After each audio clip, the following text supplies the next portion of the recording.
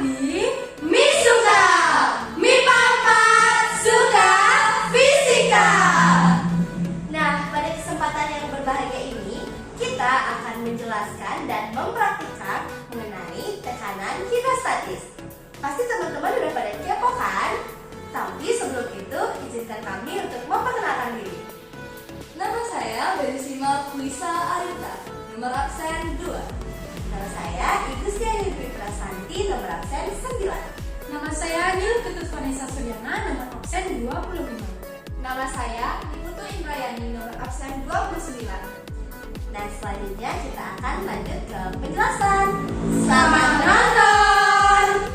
Tekanan hidrostatis adalah tekanan yang diberikan oleh air ke semua arah pada titik ukur manapun karena akibat adanya gaya gravitasi. Gaya gravitasi akan mengakibatkan besar partikel akan menekan partikel-partikel yang ada di bawahnya. Begitu juga dengan partikel yang ada di bawahnya akan terus menekan hingga mencapai ke dalam dasar air. Maka dari itu, tekanan yang ada di bagian bawah air akan lebih besar dibandingkan dengan tekanan yang ada di bagian atas air. Baik, di sini saya akan menjelaskan mengenai rumus tekanan hidrostatis. Sebelumnya kita harus mengetahui bahwa tekanan hidrostatis merupakan tekanan yang menekan ke segala arah. Tekanan hidrostatis ini memiliki lambang yaitu P besar dan P kecil dengan satuan Newton per meter kuadrat atau Pascal. Rumus dari tekanan hidrostatis adalah pH sama dengan Rho dikali G dikali H, di mana pH merupakan tekanan hidrostatis dengan satuan Newton per meter kuadrat atau Pascal. Rho merupakan massa jenis zat cair dengan satuan kg per meter kubik. G merupakan gaya gravitasi dengan satuan meter per second kuadrat. Dan H merupakan kedalaman dari permukaan air dengan satuan meter. Jadi, semakin besar titik ukur dari permukaan air, maka semakin besar pula tekanan hidrostatis pada zat tersebut. Nah, fenomena ini dapat kita lihat pada gambar ini, di mana semakin tinggi permukaan zat cair, maka semakin besar pula tekanan hidrostatisnya yang ada di gambar sebelah kanan. Sebaliknya, gambar yang ada di sebelah kiri menunjukkan bahwa semakin rendah ketinggian dari zat cair menyebabkan tekanan hidrostatis semakin kecil, yang menyebabkan zat cair akan keluar lebih pendek dibanding gambar yang di kanan, yang zat cairnya keluar lebih jauh. Baik, selanjutnya saya akan menjelaskan mengenai contoh-contoh penerapan dalam kehidupan sehari-hari mengenai tekanan hidrostatis. Contoh penerapan yang pertama adalah bendungan.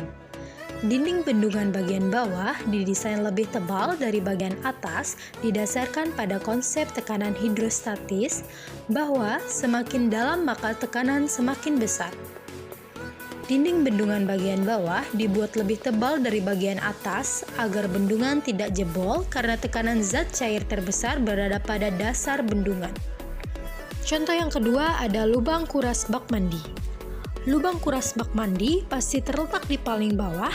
Mengapa hal ini terjadi?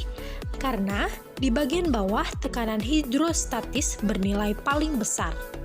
Alhasil, air dari permukaan akan menekan ke bawah sehingga ketika dikuras, air akan mengalir lebih deras.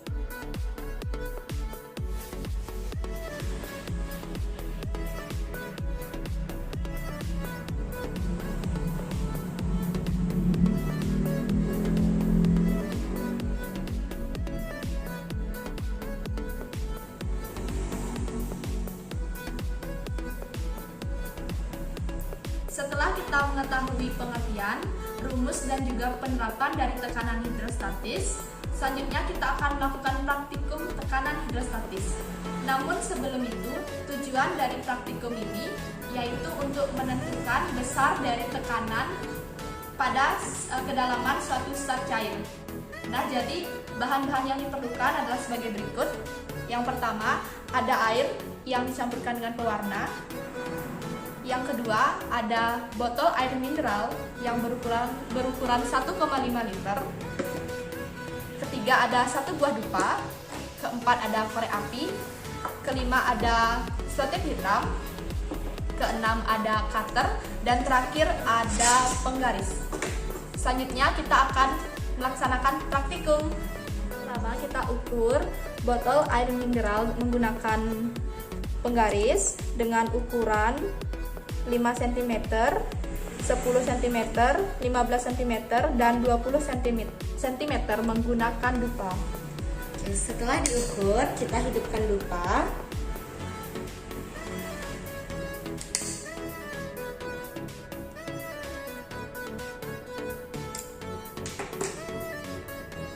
Lalu kita lubangi di bagian yang sudah ditentukan tadi, yaitu di bagian 5 cm,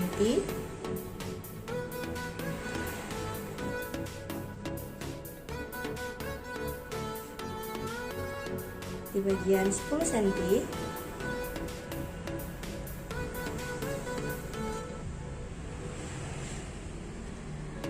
di bagian 15 cm,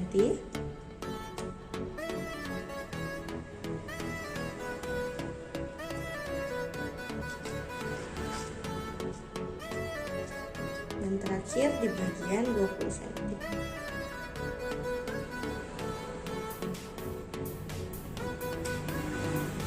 Langkah selanjutnya adalah memotong selotip menjadi beberapa bagian, lalu menutup di setiap bagian lubang yang sudah disediakan.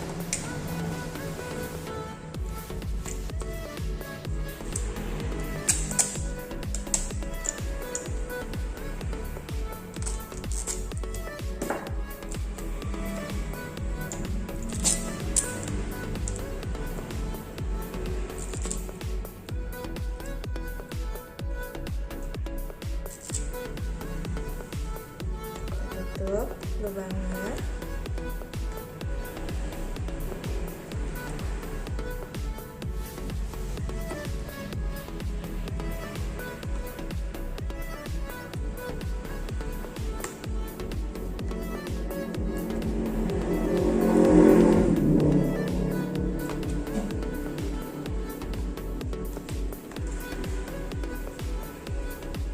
Selanjutnya kita tuang air ke dalam botol plastik yang telah dilubangi serta ditutup dengan selotip hingga penuh ya.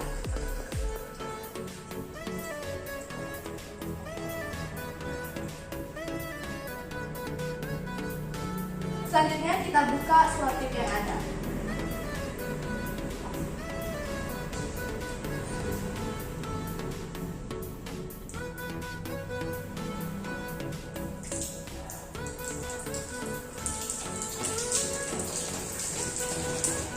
Di sini terlihat lubang yang pertama itu lebih rendah, lubang yang kedua, ketiga, dan yang terakhir. Kucuran airnya semakin besar jika semakin dalam, sebab semakin dalam air maka tekanan hidrostatik akan semakin besar.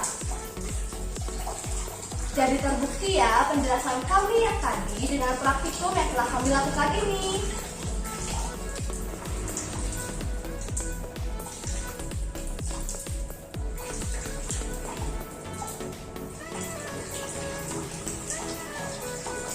Berdasarkan hitungan dari prosedur praktikum, kita dapat memahami bahwa kekuatan pancaran air dipengaruhi oleh kedalaman air.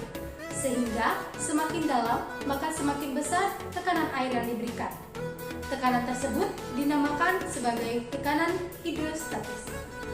Nah, jadi itu dia praktikum mengenai materi tekanan hidrostatis.